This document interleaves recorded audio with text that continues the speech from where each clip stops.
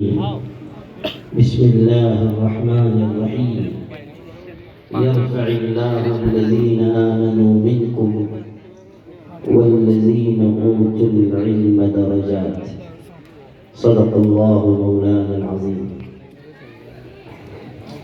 لائق احترام علماء کرام، خاص طریقے پر ہمارے مخلص حضرت مولانا نور محمد صاحب، حضرت مولانا مفتی نور الاسلام صاحب، صاحب اعزاز حافظ عمار سلمہ کے والد جناب قاری شفیق صاحب، ان کے چچا حضرت مولانا رفیق احمد صاحب، چناول سے تشریف لائے ہوئے حضرت مولانا محسن صاحب، فیض پور سے تشریف لائے ہوئے مولانا نیاز صاحب اور حافظ انس صاحب، اور یہ علاقے کے فعال اور بافیض علماء کرام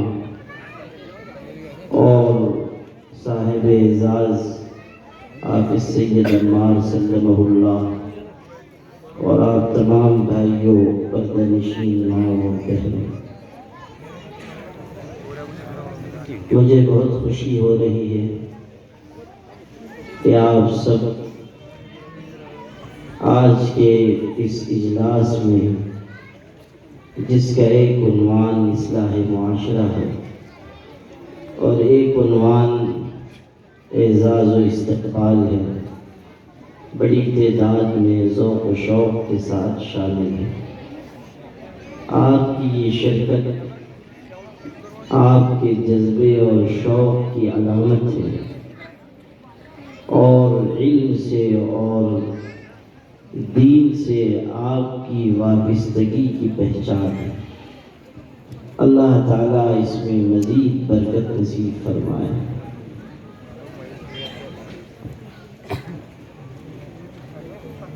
قرآن مجید نے ہمیں یہ بتایا ہے کہ علم کی اور علم والوں کی قدر ہے،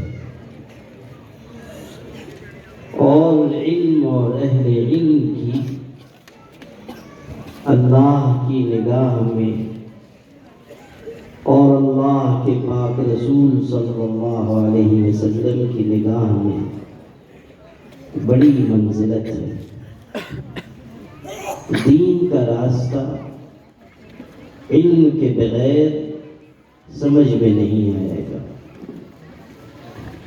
اور جس طرح راستے پر سنگ میل ہوتے ہیں، یعنی نشان ہوتا ہے، پتھر لگے ہوتے ہیں، اور اس پر راستے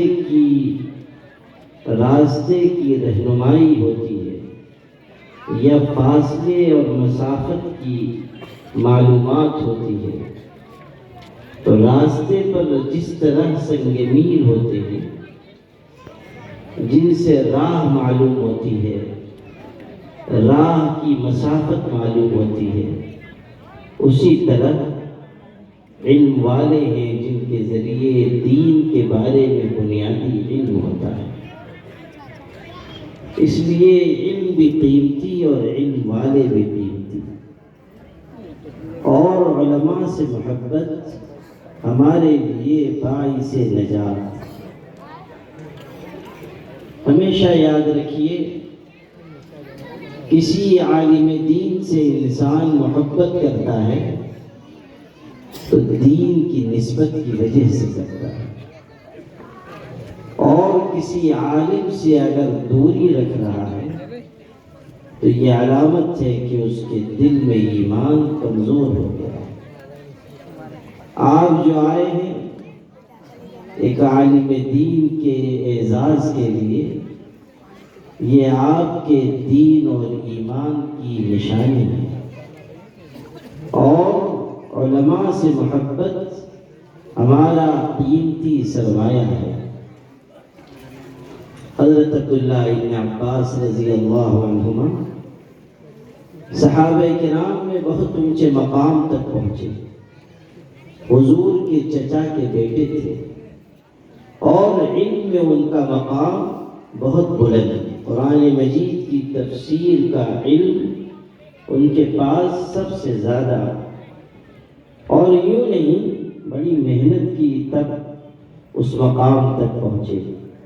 حالانکہ حضور صلی اللہ علیہ وسلم کے چچا کے بیٹے تھے، حسب نسب کے اعتبار سے بہت اونچے تھے، حضور سے قرابت قریبہ تھی، اور آپ صلی اللہ علیہ وسلم کی شفقتوں اور محبتوں کے امین تھے، لیکن علم حاصل کرنے کے لیے یہ طلب اور تڑپ اور مشقت جھیلی کہ عرب کی، مکہ مدینہ منورہ کی سخت چلچلاتی دھوپ کے وقت کسی مسئلے کو جاننے کے لیے، قرآن پاک کی کسی آیت کا علم پانے کے لیے کسی بڑے صحابی کے دروازے پہ جا رہے ہیں، اور اس سخت دھوپ کے وقت عرب کی گرمی کیسی سخت ہوتی ہے، عین دوپہر کے وقت ان کے دروازے پہ چلے گئے، اور چونکہ دوپہر کا وقت ہے اس لیے ان کے آرام میں خلل نہ ہو، وہیں ٹھہر گئے، انتظار کرتے رہے۔ گرد اور دھول چہرے پہ آ رہی ہے، گرمی کی وجہ سے پسینہ بہہ رہا ہے، مشکل میں پریشانی میں پڑے ہیں، لیکن علم کا ایسا شوق کہ وہیں ٹھہرے رہے۔ یہاں تک کہ جب وہ صاحب حضور صلی اللہ علیہ وسلم کے صحابی نکلتے تو حضور صلی اللہ علیہ وسلم کے یہ چچا کے بیٹے آگے بڑھ کر ان سے ملتے اور بتاتے کہ میں یہ مسئلہ پوچھنے کے لیے آیا ہوں، یا قرآن مجید کی اس آیت کے بارے میں آپ سے معلوم کرنے کے لیے آیا ہوں۔ وہ کہتے کہ آپ نے اتنی تکلیف کیوں جھیلی، آپ مجھے بلا لیتے، یا کم از کم آپ آئے تھے تو دروازے پہ دستک دے لیتے، اتنی دیر آپ نے تکلیف کیوں جھیلی؟ وہ کہتے کہ علم ایسی چیز ہے جس کے لیے مشقت جھیلنی پڑتی ہے، اور اسی طرح انہوں نے علم حاصل کیا یہاں تک کہ زبردست عالم ہوئے، قرآن مجید کے سب سے بڑے مفسر بنے۔ جو سنانا تھا وہ واقعہ یہ ہے کہ حضرت زید بن ثابت رضی اللہ عنہ صحابہ میں علم کے لحاظ سے بہت اونچے درجے کے تھے۔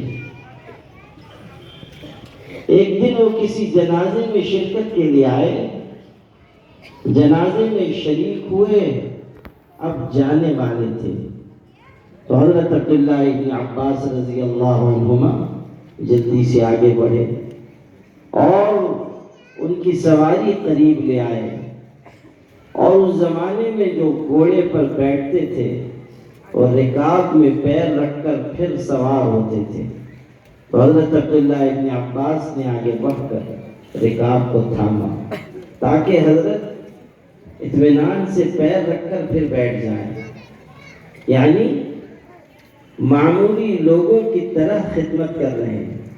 حضرت زید بن ثابت رضی اللہ عنہ جانتے تھے کہ یہ حضور کے چچا کے بیٹے ہیں، ان کا مقام بہت بلند ہے، تو جب انہوں نے اس طرح خدمت کی، حضرت زید بن ثابت رضی اللہ عنہ نے کہا آپ کو اس طرح نہیں کرنا چاہیے، آپ کی شان، آپ کا مقام بلند ہے۔ حضرت عبداللہ ابن عباس نے کہا ہمیں یہ حکم دیا گیا ہے کہ ہم علم والوں کے ساتھ ایسے ہی احترام کا معاملہ کریں، ہمیں یہ حکم ہوا۔ حضرت زید بن ثابت رضی اللہ عنہ اتر گئے، سواری سے نیچے اترے، اور انہوں نے حضرت عبداللہ ابن عباس کے ہاتھ کو چوما، بوسہ دیا اور کہا ہمیں بھی یہ حکم ہوا ہے کہ ہم حضور کے قرابت داروں کے ساتھ یہی ادب کا معاملہ کریں۔ ایک طرف ان کا احترام، دوسری طرف ان کی تعظیم۔ آپ اندازہ کیجئے کہ حضرت عبداللہ ابن عباس رضی اللہ عنہما علم دین کی نسبت کی وجہ سے حضرت زید بن ثابت رضی اللہ عنہ کا احترام کر رہے ہیں، اکرام کر رہے ہیں۔ علم بہت بڑی چیز ہے، اور علم اتنا بلند ہے کہ بڑے بڑے بادشاہ بھی اس کی بلندی کے آگے جھک جاتے ہیں۔ بادشاہ ہارون الرشید کے دو بیٹے تھے، ایک کا نام تھا مامون جو بعد میں بادشاہ ہوا، اور دوسرے کا نام تھا امین۔ ایک مامون الرشید، ایک امین الرشید، اور بادشاہ ہارون الرشید، یہ دو بیٹے اس کے تھے، دونوں شہزادے۔ اور ہارون الرشید بہت بڑا بادشاہ تھا، اتنا بڑا کہ اس کی سلطنت میں سورج نہیں ڈوبتا تھا، بہت بڑا بادشاہ، اور علم بھی صاحب علم تھا۔ عام بادشاہوں کی طرح نہیں کہ بادشاہ ہیں اور کچھ عطا پتہ نہیں، نہ آگے پتہ نہ پیچھے پتہ۔ اور ایسے لوگ ہوئے ہیں، بہت سے بادشاہ ہمارے یہاں ہوئے ہیں، اور ان بیچاروں کا کیا ذکر کیجئے۔ ہم تو ایسے خوش نصیب ہیں کہ ایسے لوگوں کو بھی ہم نے اقتدار میں دیکھ لیا، جنہوں نے بیچاروں نے پہلے بی اے کیا، اس کے بعد میٹرک پاس کر لی۔ ایسے لوگوں کو بھی ہم لوگوں کی خوش نصیبی ہے کہ ہم لوگوں نے ایسے مہاگیانیوں کی زیارت کی ہے۔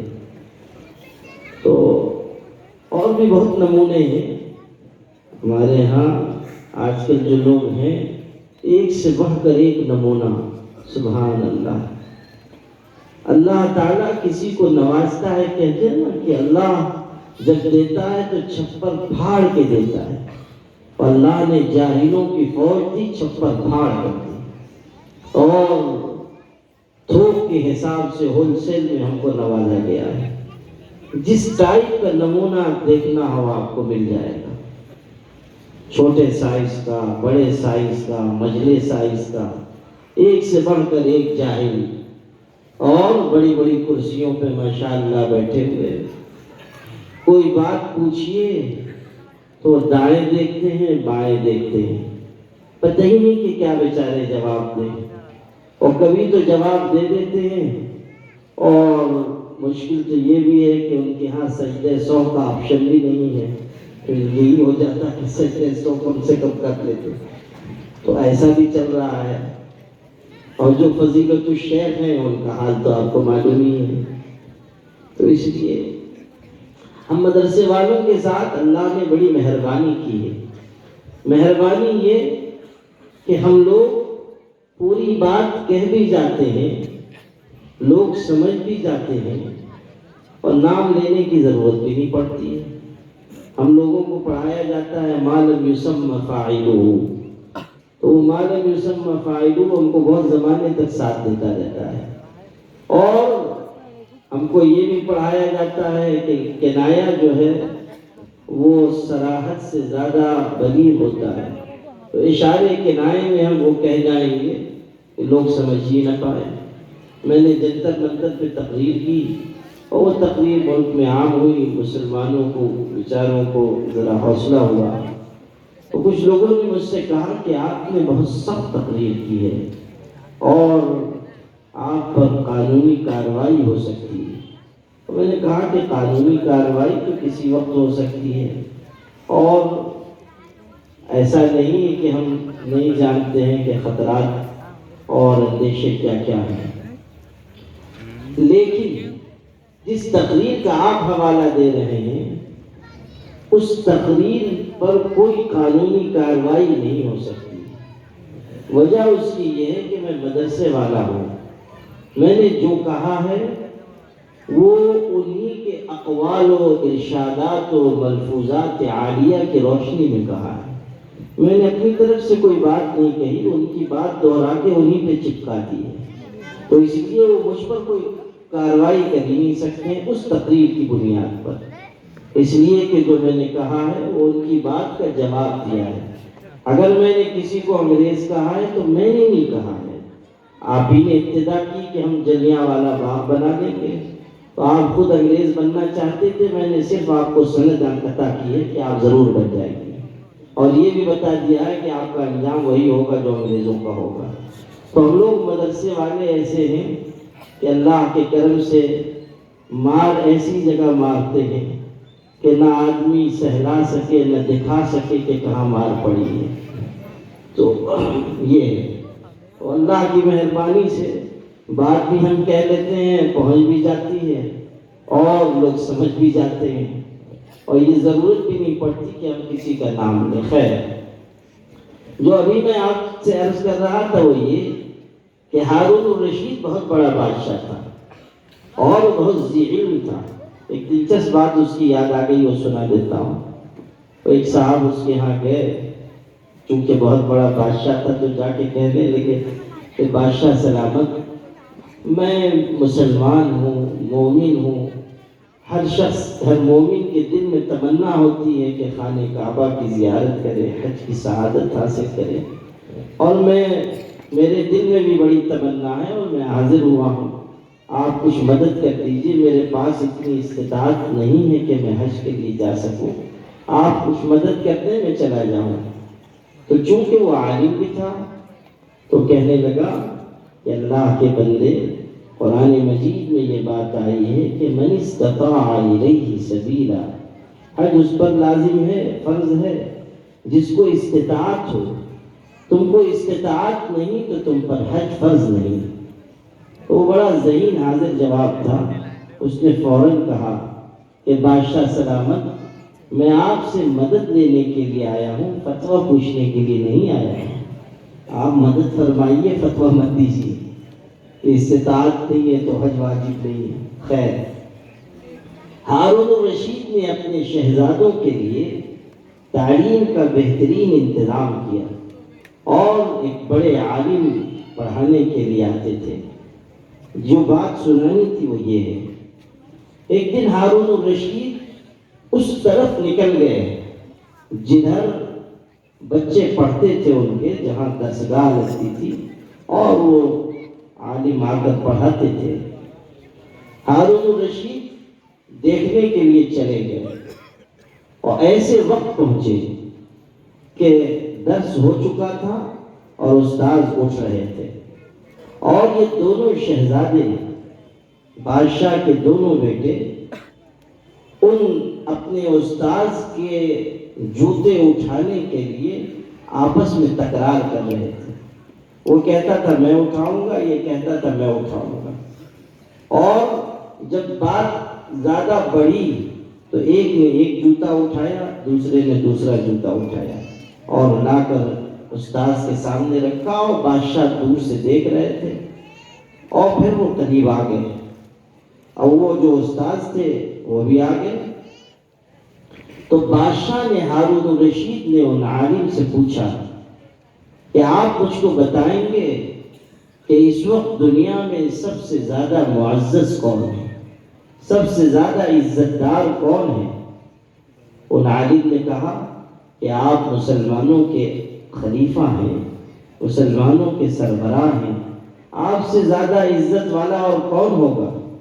اس وقت ہوئے زمین پر آپ سب سے زیادہ عزت والے ہیں۔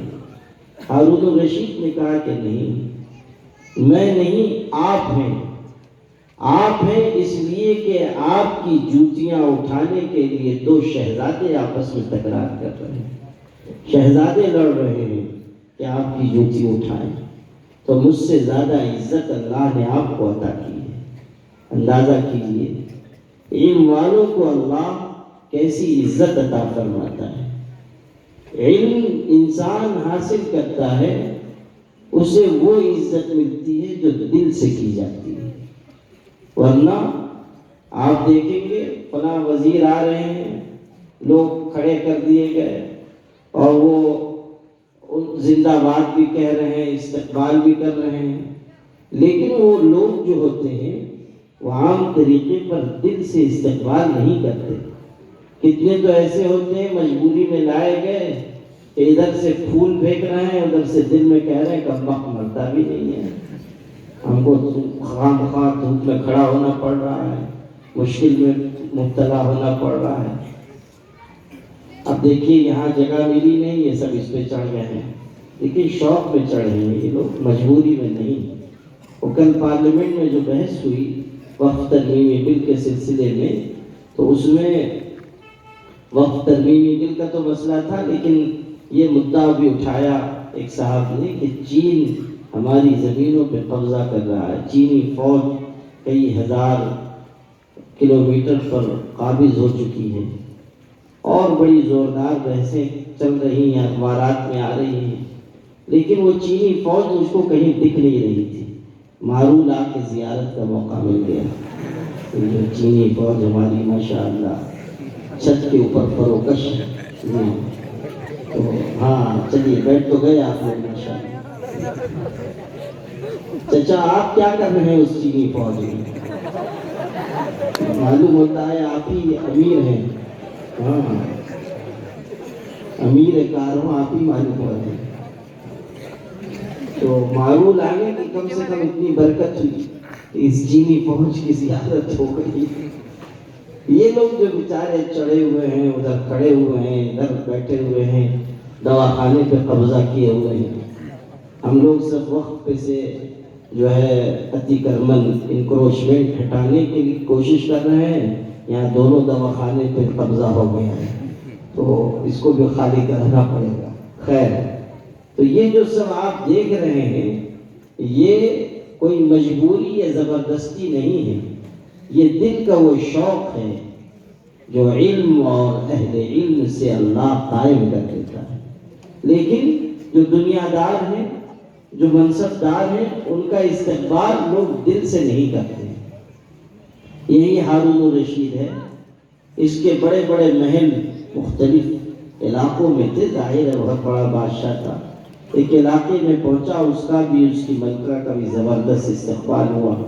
ملکہ اس کی زبیدہ تھی، نیک خاتون تھی، بڑی بھلی خاتون تھی، کیونکہ ہماری بہنیں بھی ہیں، اس لیے ان کی ایک بات سنا دیتا ہوں۔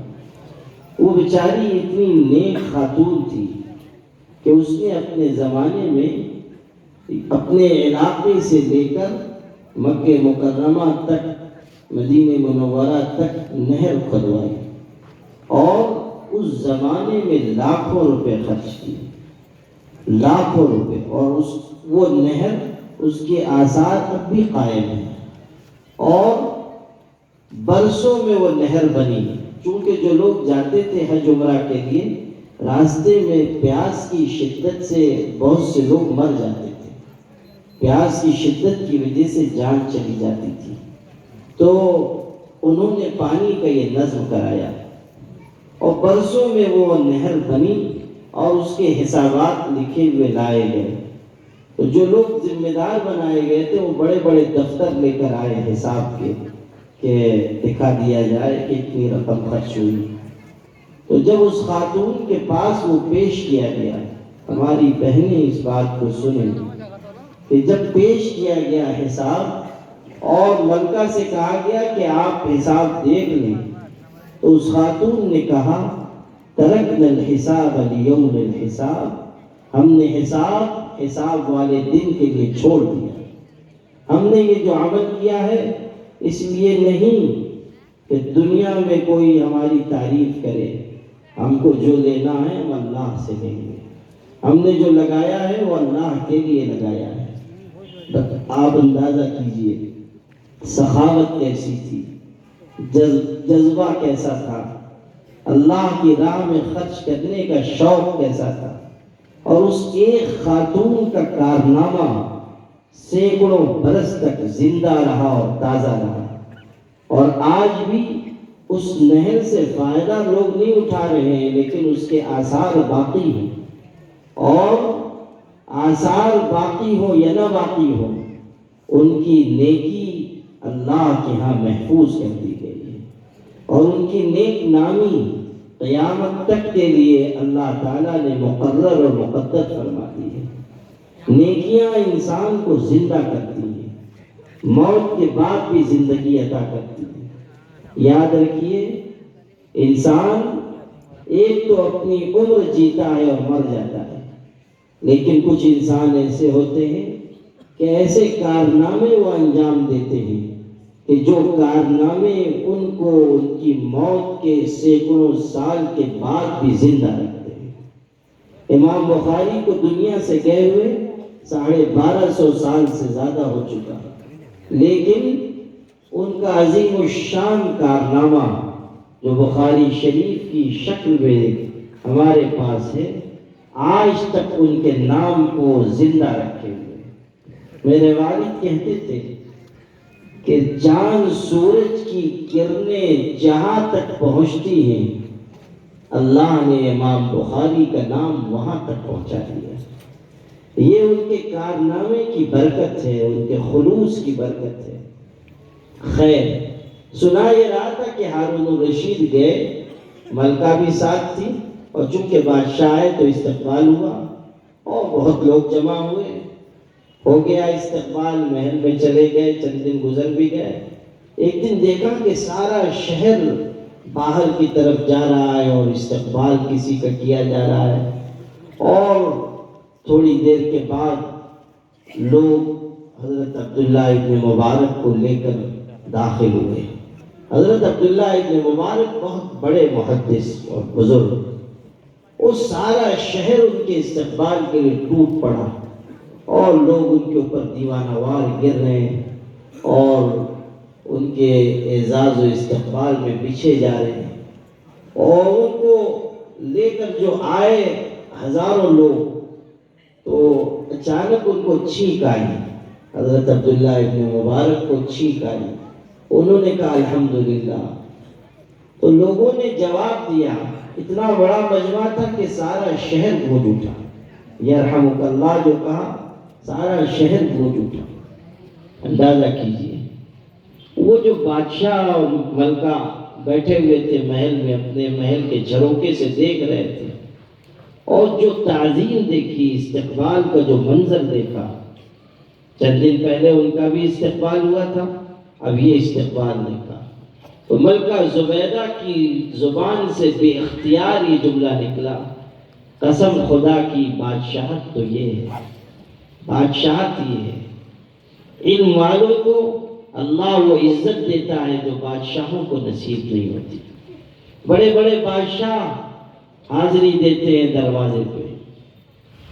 حضرت نظام الدین اولیاء رحمۃ اللہ علیہ کو بادشاہ وقت نے کہلوایا کہ میں آپ کی زیارت کا بہت مشتاق ہوں، اجازت دیجئے کہ حاضر ہوں۔ حضرت نے منع فرما دیا۔ بادشاہ نے پھر اصرار کیا، پھر انکار کر دیا۔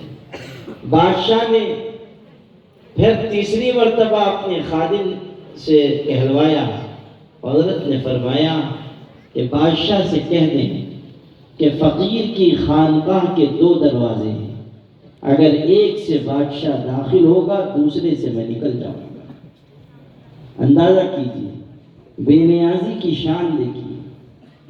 امیر خسرو بادشاہ کے ہاں ملازم تھے، امیر خسرو بادشاہ کے ہاں ملازم تھے دربار میں، اور حضرت نظام الدین اولیاء کے چہیتے مرید تھے۔ حضرت نظام الدین اولیاء کو نہایت محبت تھی اپنے مرید سے، اور امیر خسرو بھی جان چھڑکتے تھے۔ حضرت نظام الدین یہاں تک کہتے تھے کہ شریعت میں اگر اجازت ہوتی تو میں وصیت کرتا کہ امیر خسرو کو میری قبر میں دفنا دیا جائے۔ اس درجے کی محبت تھی پیر اور مرید میں۔ اور حضرت امیر خسرو حضرت نظام الدین اولیاء پر دیوانہ وار فدا تھے، اور اسی لیے ان کو وہ مقام ملا کہ سبحان اللہ، مرشد سے محبت، مرشد پر اپنے آپ کو فنا کرنا بہت بڑی دولت ہے۔ یہ جو رسمی محبت آج کل کے مریدوں کو ہے، حلق کے اوپر کی محبت، یہ دور تک نہیں چلنے والی ہے۔ آج کل 21ویں صدی میں ماشاءاللہ ایسے ایسے مرید ہیں کہ سبحان اللہ، محبت رسمی نہ ہو، محبت حقیقی ہو، اور محبت میں شدت ہو، تب بات بنتی ہے۔ یوں رسمی محبت سے کام نہیں چلا کرتا۔ حضرت امیر خسرو کو جو مقام ملا مرشد سے محبت کے نتیجے میں ملا۔ حضرت امیر خسرو رحمۃ اللہ علیہ بادشاہ کے ہاں درباری شاعر تھے اور یہاں مرید تھے۔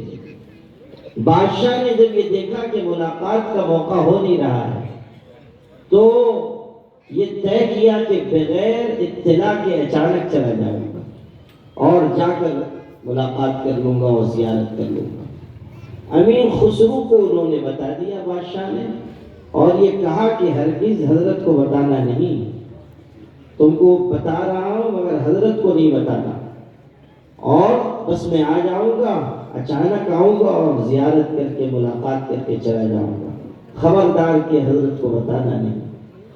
اب یہ کشمکش میں پڑ گئے۔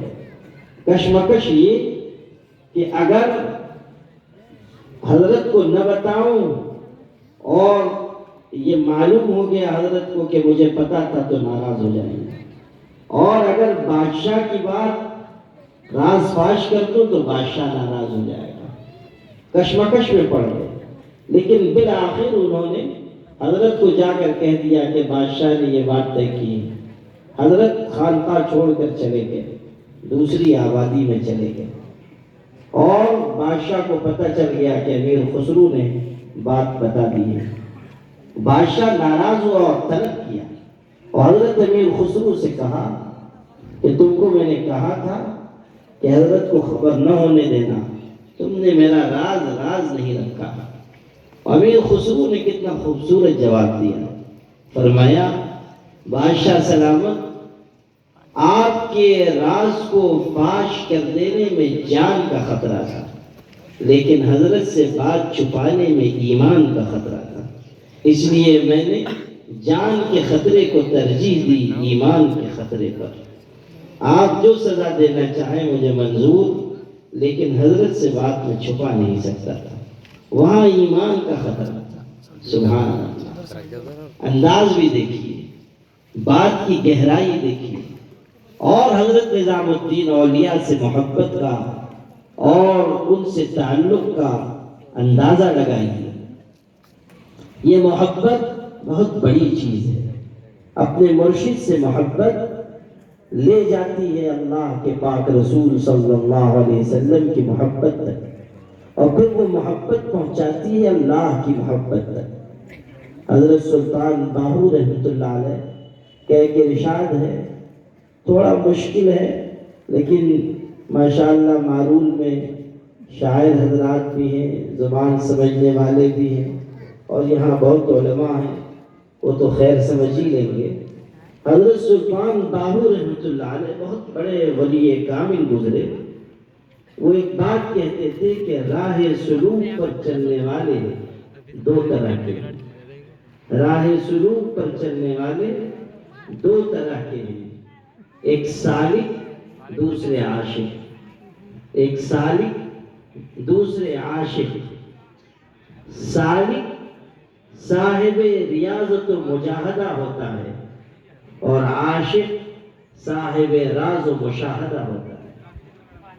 سالک صاحب ریاضت و مجاہدہ ہوتا ہے، اور عاشق یعنی چاہنے والا صاحب راز و مشاہدہ ہوتا ہے۔ جہاں جا کر سالک کی انتہا ہوتی ہے وہاں سے عاشق کی ابتدا ہوتی ہے، اور یہ اس لیے ہے کہ سالک کی خوراک ذکر مجاہدہ ہے اور اس کی نیند مشاہدہ ہے۔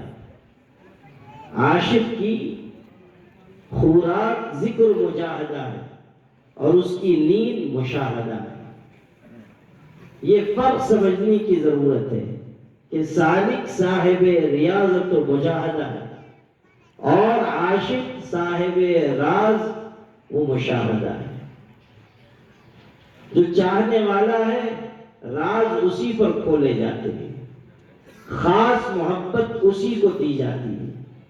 محبت کے لیے کچھ خاص دل مخصوص ہوتے ہیں، یہ وہ نغمہ ہے جو ہر ساز پہ چھیڑا نہیں جاتا۔ تو میرے بھائی، سنا یہ رہا تھا کہ حضرت نظام الدین اولیاء سے ملنے کے لیے بادشاہ بے چین، ہمارے سلسلے نقشبندیہ کے بہت بڑے بزرگ تھے، حضرت مرزا مظہر جانے جانا۔ بادشاہ آ گیا دوپہر کے وقت ملاقات کے لیے، حضرت قیلولہ فرما رہے تھے، خادم نے روکا۔ بادشاہ غصے میں آ گیا، کہنے لگا ہم کو جانتے نہیں ہو، ہم بادشاہ ہیں۔ اور اس خادم نے کہا، اچھا پختہ خادم رہا ہوگا پکا، اس نے کہا آپ بادشاہ دلی کے ہیں، اس خانقاہ کے بادشاہ نہیں ہیں، یہاں حضرت کا حکم چلے گا، یہیں رہیے۔ اس نے کہا، اس ذرا آواز بلند ہو گئی، تکرار ہونے لگی، تو حضرت کی نیند کھل گئی۔ اندر سے پوچھا کون ہے؟ خادم نے کہا بادشاہ آئے ہوئے ہیں۔ کہا آنے دو۔ یہ گیا تو ویسے ہی ذرا غصے میں تھا، تو اندر داخل ہوا تو فارسی کا ایک مصرع پڑھا، کہنے لگا درے درویش را دربان نبایت، کہ فقیر کے دروازے پہ دربان اچھا نہیں لگتا، یعنی یہ جو آپ نے چوکیدار کھڑا کر رکھا ہے، فقیر اور درویش کے دروازے پہ یہ ٹھیک نہیں لگتا ہے۔ دربان ہو امیر کے دروازے پہ، بادشاہ کے دروازے پہ تو ٹھیک، لیکن فقیر کے دروازے پہ دربان کی، چوکیدار کی کیا ضرورت؟ تو حضرت بھی بڑے حاضر جواب تھے اور شاعر بھی تھے، فوراً ارشاد فرمایا، دوسرا مصرع کہا، بے باید تا سکے دنیا نیایت، کہ فقیر کے دروازے پر بھی چوکیدار ہونا چاہیے، تاکہ تم جیسے دنیا کے کتے منہ اٹھا کے اندر نہ آ جائیں۔ بے باید تا سکے دنیا نیایت، حاضر جوابی دیکھیے اور اظہار حق کی قوت دیکھیے۔ جب انسان کا دل اللہ سے جڑ جاتا ہے تو پھر اس کی نگاہ میں بادشاہ اور رعایا اور سونا اور مٹی یکساں ہو جاتے ہیں، وہ لوگوں سے مرعوب نہیں ہوتا ہے، اس لیے کہ اس کی نگاہ رازق و خالق حقیقی پر ہوتی ہے۔ تو میرے بھائی، علم والوں سے محبت، دین والوں سے محبت بہت بڑی نعمت ہے۔ ہمارے عزیزی حافظ سید عمار سلمہ اللہ یہاں بھی پڑھتے رہے، پھر جامعہ اشاعت العلوم مکہ کنواں میں بھی پڑھا، پھر کچھ وقت میرے پاس رہے، پھر اللہ نے ان کے لیے مقدر فرمایا تو جامعہ ازہر بھی گئے، مصر سے پڑھائی کی، اور پھر مدینہ منورہ گئے، وہاں علم حاصل کیا۔ اللہ تعالیٰ جس کے حصے میں جتنا علم لکھ دیتا ہے اس کے لیے اسباب خود پیدا فرما دیتا ہے، اور جہاں جہاں جانا ہے اللہ تعالیٰ وہاں وہاں اس کے پہنچنے کے لیے راہ ہموار کر دیتا ہے۔ اب آپ کے اس گاؤں کا ایک طالب علم جامعہ ازہر جائے، مدینہ منورہ جائے، تعلیم پائے، یہ آپ کے لیے، آپ کی بستی کے لیے بہت بڑے اعزاز کی بات ہے۔ اور صرف یہ نہیں کہ چلے گئے اور پڑھ کے چلے آئے، بہت سے لوگ جاتے ہیں وقت گزار کے آ جاتے ہیں۔ جو مدرسوں میں پڑھتے ہیں کچھ ایسے ہوتے ہیں جو پڑھتے ہیں، کچھ ایسے ہوتے ہیں جو وقت گزاری کرتے ہیں، لیکن ہمارے عزیزم سلمہ خود ظہیر و ذکی ہیں، پڑھنے کے شوقین ہیں، اور انہوں نے مصر میں بھی رہ کر اور مدینہ طیبہ میں بھی رہ کر وقت کا صحیح مصرف لیا۔ اللہ کی مہربانی ہے کہ انہوں نے اپنے دامن کو علم کے موتیوں سے، علم کے قیمتی موتیوں سے لبریز کیا، اور یہ بھی اللہ کی مہربانی ہے کہ علم پر عمل کا ذوق اللہ نے ان کو دیا۔ علم تنہا اگر عمل کے بغیر ہو وہ انسان کے لیے وبال ہے، علم کے ساتھ عمل ضروری ہے۔ اگر علم ہے عمل نہیں ہے تو ایسا ہے جیسے درخت ہے اور پھل نہیں ہے۔ انسان علم پر عمل کرے، جو جانتا ہے، جو سیکھ چکا ہے، اس کو زندگی میں لائے، تو آپ کے لیے یہ بڑی نعمت کی اور سعادت کی بات ہے کہ حافظ عمار سلمہ اللہ دین کا علم حاصل کرتے رہے، عمل کی راہ پر چلتے رہے، اور اللہ نے ان کو دنیا کے مختلف علاقوں میں طلب علم کے لیے پہنچایا، اور اب ماشاءاللہ پڑھ کر علم کے قیمتی موتی سمیٹ کر واپس آئے ہیں، اور آج آپ یہاں ان کا اعزاز کر رہے ہیں۔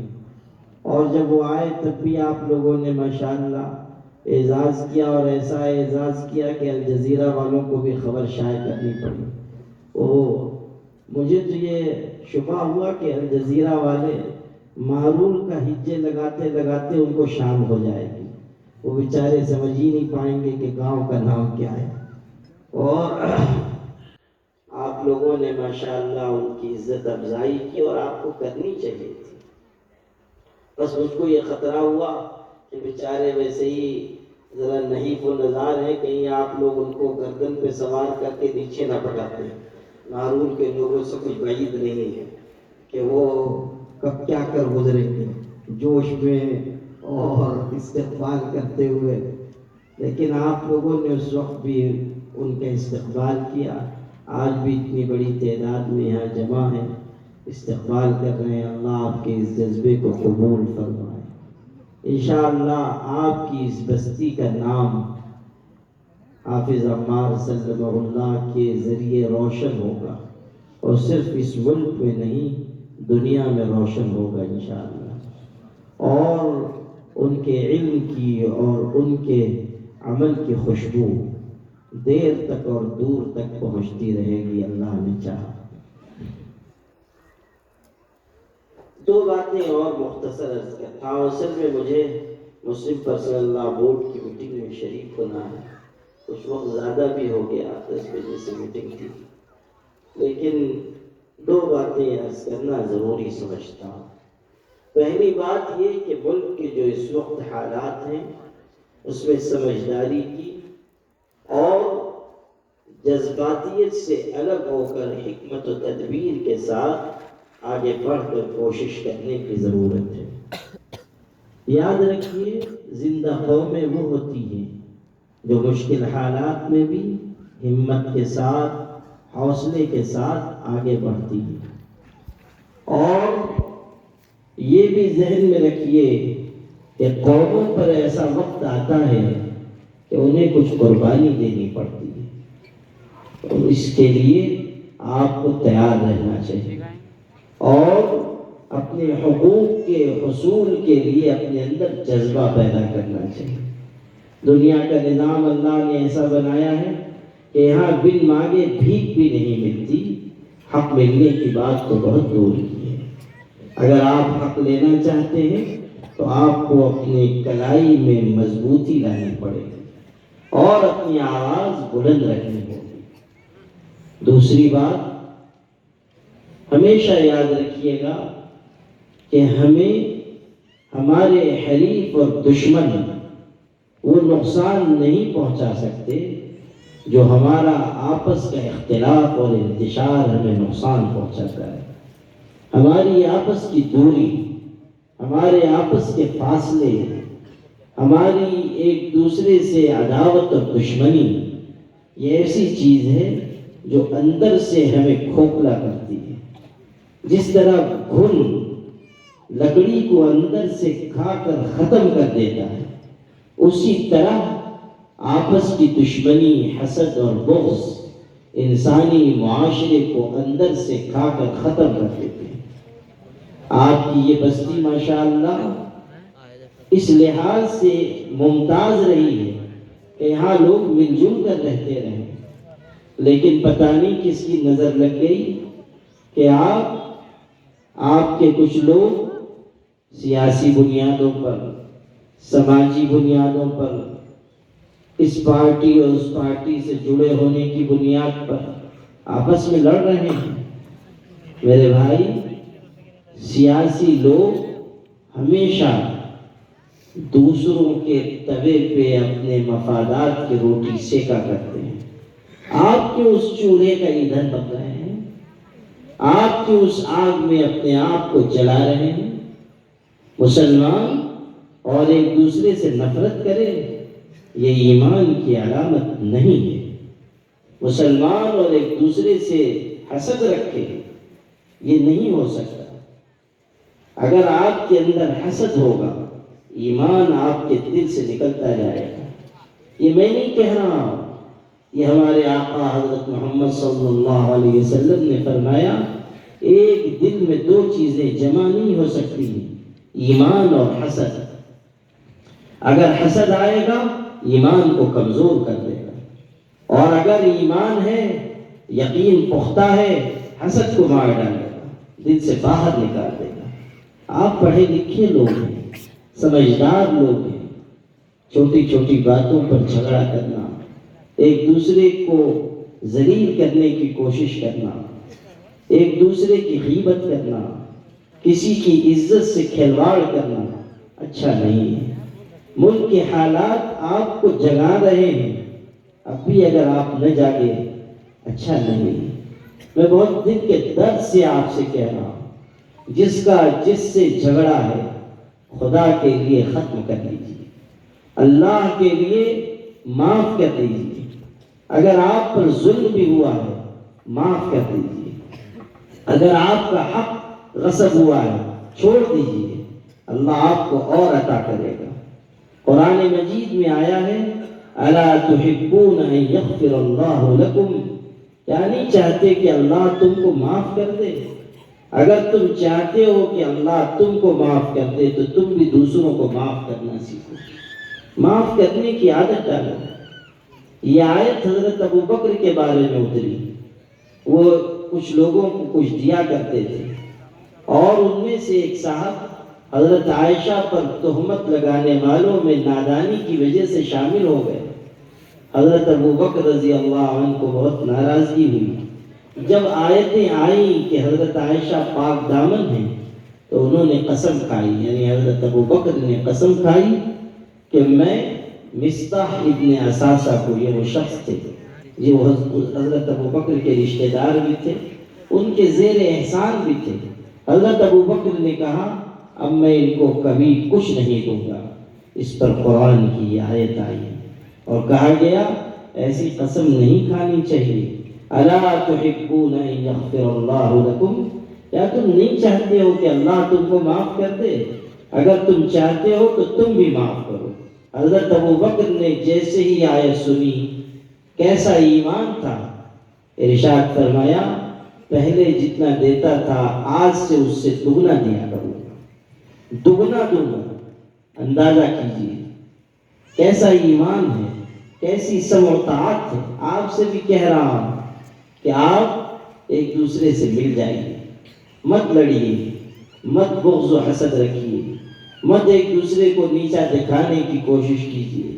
کونوا عباد اللہ اخوانا، اللہ کے بندے اور آپس میں بھائی بھائی بن کر زندگی گزاریے۔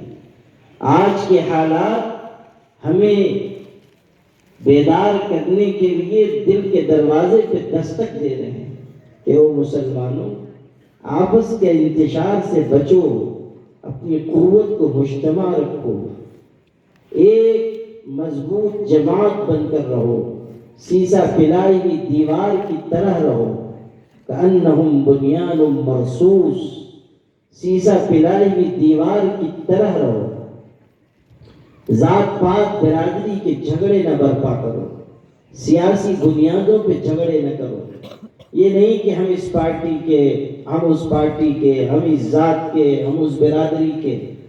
حضور کے صحابہ میں دو طرح کے لوگ تھے، انصار تھے، مہاجرین تھے، مکے سے ہجرت کر کے آنے والے، مدینہ میں رہنے والے۔ ایک موقع پر ایسا ہوا کہ کچھ معاملہ ہو گیا، مہاجر صحابی نے کہا یا علی المہاجرین، اے مہاجروں میری مدد کے لیے آؤ۔ سامنے جو تھے انصاری تھے، انہوں نے کہا یا علی الانصار، اے انصاریوں میری مدد کے لیے آؤ۔ اور قریب تھا کہ جھگڑا بڑھ جائے۔ حضور کو خبر ہوئی، آپ بہت تیزی میں چادر گھسیٹتے ہوئے تشریف لائے اجلت میں، اور آپ نے فرمایا دعوہا فإنہا منتنہ، کہ یہ دعوے چھوڑ دو، یہ جاہلیت کے بدبودار دعوے ہیں، یہ پکار جاہلیت کی بدبودار پکار ہے۔ خاندانوں کی بنیاد پر، ذات برادری کی بنیاد پر، اپنی جماعتوں اور پارٹیز کی بنیاد پر اس طرح نہ کرو کہ آپس میں دل پھٹ جائیں، اس طرح نہ کرو کہ لوگ ایک دوسرے سے دور ہو جائیں۔ میں آپ سے بہت درد سے کہہ رہا ہوں کہ اللہ کے لیے اس بستی کے حسن کو، یہاں کی یکجہتی کو، یہاں کے اتحاد کو پارا پارا مت کیجیے۔ اپنے آپ کو نرم بنائیے، بااخلاق بنائیے، میٹھے بول والا بنائیے، اللہ کی مرضی پہ راضی رہنے والا بنائیے، اور عفو درگزر، تحمل اپنے اندر پیدا کیجیے۔ سب ارادہ کرتے ہیں کہ انشاءاللہ کریں گے۔ اللہ تعالیٰ آپ لوگوں کو جزائے خیر عطا فرمائے۔ میرا تو دل چاہتا تھا کہ ابھی میں اور تقریر کروں، لیکن چونکہ وہ پوری ملت کا مسئلہ ہے اور اس میں شرکت بہت ضروری ہے، تو کچھ وقت تاخیر بھی ہو گئی ہے، اس لیے آپ حضرات سے میں اجازت چاہتا ہوں، لیکن جلسہ ختم نہیں ہوگا، یہ مت سمجھیے کہ چھٹی ہو گئی۔ ابھی مولانا عمار صاحب بھی تقریر کریں گے انشاءاللہ، اور اسی لیے میں چلا جا رہا ہوں کہ وہ اچھی طرح تقریر کریں۔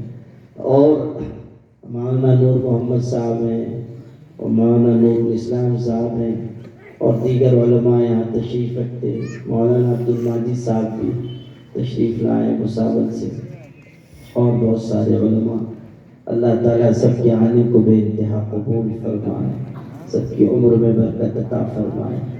آپ لوگ اسی سکون و وقار سے بیٹھے رہیں گے، صرف مجھ کو اجازت دے دیجیے۔ اور یہاں بھی انشاءاللہ مختصر اور لمبی تقریریں نہیں ہوں گی، آپ اور ایسا اچھا کچھ ہوئی بھی تو آپ لوگوں کو تو عادت ہے ماشاءاللہ 2 بجے تک مشاعرے میں بیٹھنے کی، تو اس لیے تھوڑی تقریر سنیے بھی، اور اگر آپ بیچ میں بور ہونے لگیں گے تو آپ کے یہاں شاعر حضرات تو ماشاءاللہ موجود ہے ہی، ایک آدھ کو بلا لیں گے اسٹیج پہ، تو اس کے بعد انشاءاللہ پھر آخر میں صاحب اعزاز کے تاثرات ہوں گے، اور اس کے بعد دعا ہوگی، اس پر مجلس مکمل ہوگی انشاءاللہ۔ تو آپ حضرات اسی طرح بیٹھے رہیں۔ میں حافظ عمار صلی اللہ